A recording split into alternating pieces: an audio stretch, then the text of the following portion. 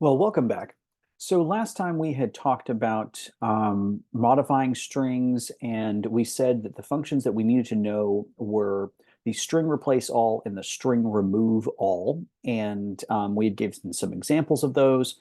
And then we said that we ran into some issues whenever we were going through this exercise. And one of the issues that we ran into was that the stop word, the word the, was not being removed here, here, here, here, etc. And the stop word a was not being removed. So basically, if we saw a word at the beginning of the sentence, the stop word wasn't being removed. And that's because, again, R is case sensitive. So we want to think about changing case here. And so that's where we can say, okay, well, let's do string to lower, and that's going to take the whole sentence down from sentence case to lowercase, and then we can remove and the. One other thing that I hope you notice when working that exercise is that a lot of these extra spaces that showed up in the sentence were because we didn't put spaces around either before the word or after the word to remove the word and the space that followed it. And that's also one of the reasons why we were removing the letter A from the middle of words. It's because we weren't treating the letter A as the word A, but instead as just the letter by itself. So one of the things that we could think about doing here to change this is adding a space at the end of the word that we want to remove. So first of all, we say take the sentences object, the first 20 of these Harvard sentences, and then, so pipe operator again, change everything to lowercase. Everything's to lowercase. And then remove all of the words and the space that comes right after it. Now, this could have another unintended consequence or another unintended side effect that if the three letters AND happened at the end of a word, like for instance, the word band or stand, then we would just be left with the letter B or the letter ST for stand. But that's something that we would have to work through. So again, it's important to check your code and to make sure that everything that you're doing is correct, because you do end up with these kind of these other instances where you're like, oh shoot, what am I doing here? Um, so be creative in your solutions of using the stringr functions to get at what you need, but remember that computers give you what you ask for, not what you want. So we're wanting to just remove the stop words, but we're saying remove AND space. And so anytime R sees AND space, it's going to remove that, even if there was a space there before.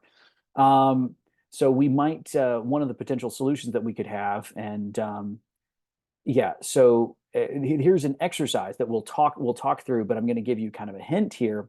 What if instead of removing, we did a replacement? So for instance, if you put a space in front of and a space after and, but then replaced it with a space instead of just removing everything, because you don't want to remove the word and all the spaces around it, because then that would just smash the other words together. But you still want there to be a separator. So perhaps the solution would be to str replace all, and then you put a space here before the word and, then type the word and a space after the word and replace that with a space. Now that's not going to find the words that are, like, for instance, if the word the that started a sentence, if we had the space at the start, then it wouldn't find the ones that start the sentence. But overall, this is closer to what we wanted, because we still have, so we've been able to remove the words and the words the, and we don't have these extra spaces just hanging out.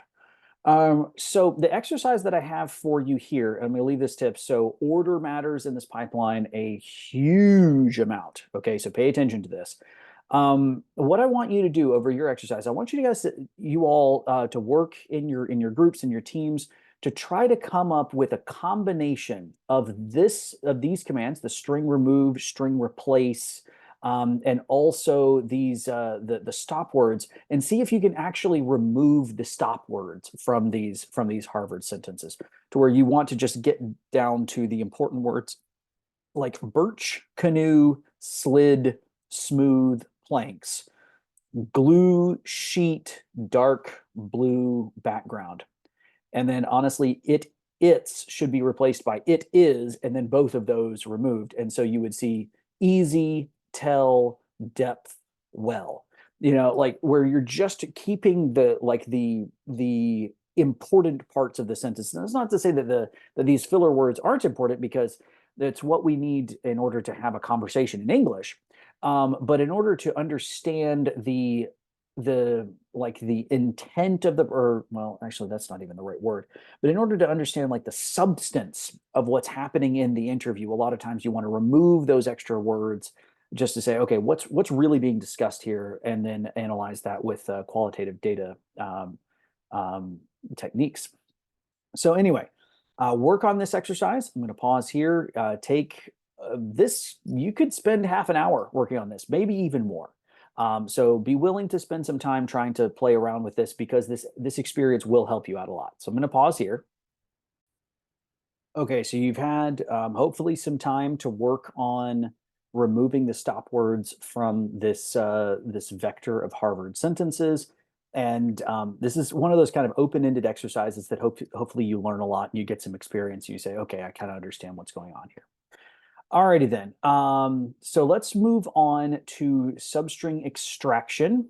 Now this is these functions here are they're to address a sort of a different set of problems. So the times that I've used substring extraction, it's usually for data cleaning. Whenever I end up, like the example that I'm going to give here is that we had a data set where somehow or another the heights and weights for the participants were listed as a free text field. So the nurses or whoever it was, whenever they input the data, they included the number and the unit in the same field. So you would have data that looks like this. And then we ended up with data where sometimes the height was recorded, so height and weight were recorded in metric, and sometimes it was recorded in imperial. So you'd have instances where sometimes the height was 1.6 meters versus sometimes it was 160 centimeters versus sometimes it was, whatever, how many feet and inches that is. And then sometimes you have weight in kilograms versus weight in pounds. And so this is like the times where I've used these functions have been more to clean data that have been a mess. But that's not to say that they're not important. So anyway, str sub, or the string sub, is to string like subset, if you will. And you say that given a position in the string, pull out the letter or whatever match, or the set of letters that match that position. And then for extract, this is based on a pattern. So you would say, okay, I want to extract either the first or all of the matches of a pattern from this particular string. So if I have heights for, these are the heights for the females, these are the heights for the males, but you see that I've got the units in here. So this is kind of this would be kind of difficult for me to, I couldn't, obviously can't do a t-test with this to see if there's a difference. But I'm gonna have to remove the units and change this from a character string. So we see that this is character information. We're gonna have to, remove the units and get it to numeric information. So if I am certain that the last two characters of this string are the units every single time. So I'm, for instance, I know that it's going to be in every single time, either in or cm every single time, not m, because m is only one character string, like only one character position. But if it's in or cm or something, then we can say, okay, let's remove we're gonna say, okay, I want to remove, like right here, count backwards from the end of the string. So I don't want the last two positions. So string sub is going to keep the position in the first and second part of the string. So say, give me numbers 1 and 2. We could also say, all right, well, if you want to remove, you could flip it around, and that's and you can figure out how to do that. So to keep the first two positions of a string, that's where you've got your start and end for the string subset, or and then if you wanted to do it from the end of a string rather than counting from the start, counting from the end starts at -1 and negative goes backwards, -2, -3, -4.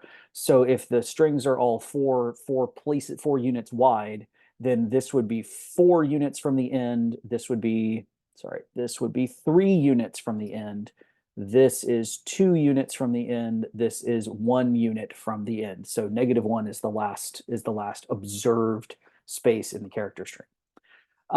So here's an exercise for you, and you want to, and she says that you're talking with a clinician about the urine drug screening data that are in the outcome data set from the CT note package. And the clinician tells you that, well, the first 3 weeks should be considered like an onboarding period, and that the urine drug screens should not count against the patient in the first 3 weeks because they hadn't been like completely onboarded onto whatever the treatment arm was. Because some of these drugs, it takes time for you to like ramp up into the treatment because your body can't tolerate the treatment at the beginning. So you need to remove the first 3 weeks before final analysis. So that would be your exercise. So you all work on that, and then we're going to come back and pick up. Actually, no, we'll just keep going. We'll just keep going. The other thing is, if you're not sure, like this solution up here, this solution to start from the front or from the end and count either to the left or count to the right, that assumes that the character string of information is always 4 units wide. What if something crazy happens and you've got information that sometimes you have 2 units, sometimes you have two digits of numeric information, but sometimes you have 3 digits of numeric information. So imagine like we're looking at pediatric weights or something, and most of the time you're going to have people, like for like young kids, they're going to be 99 pounds or under. But let's say that we do find a very young child who's 100 pounds. Well, all of a sudden now we've got some information is two digits of numeric information and 2 digits of units. So LB would be for pounds for units. But then for this one particular patient, we've got 3 digits, 100 LB. Well, so subsetting by position is often pretty dangerous because it assumes that all of your character strings are the exact same width. This works for zip codes because zip codes are always 5 numbers. This works for telephone numbers because they're always either 7 numbers or 10 numbers, or if you're dealing with numbers outside the United States, you've got your 2-digit country code or 3-digit country code or whatever. And so there's like a fixed format to say every single time we know how wide the information is, but it's otherwise it can be kind of dangerous. So that's why it's often better to subset by a pattern. And you say, okay, we want to match a pattern. And now this looks kind of crazy, but basically what we're saying is this slash slash is a way for us to escape the letter D. So we're not saying we're looking for the letter D, but slash slash D is shorthand in stringr to say any digits. And then when you add the curly braces, we're saying we're looking for digits that are 2 digits long. And or matches that are 2 digits long. If I wanted to find 2 or 3 digits, I could also modify this code to find 2 or 3 digits. Now, this is kind of crazy looking, but this is called a regular expression. And there is an entire guide for regular expressions.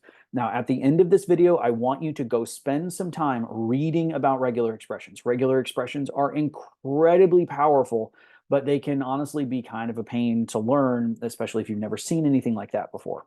So these are the exercises for this section. Work on the exercises and read about regular expressions. And then after you're done learning about regular expressions, we'll see you in the next video. All right.